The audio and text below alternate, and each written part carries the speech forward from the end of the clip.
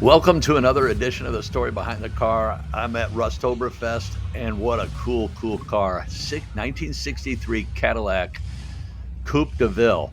I actually had one of these when I was in high school. I bought it from the original owner. I paid $750 for it. It was black with red leather interior with a black vinyl top and had 87,000 original miles when I bought it. I've always loved the lines on the 63. The 63 was a redesign for Cadillac, and I was reading they had 143 options that you could get on the vehicle.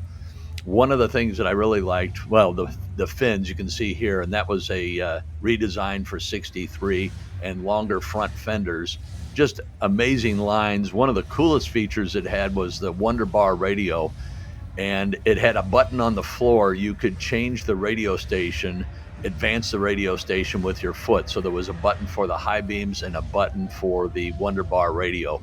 Look at the lines on that thing, just gorgeous.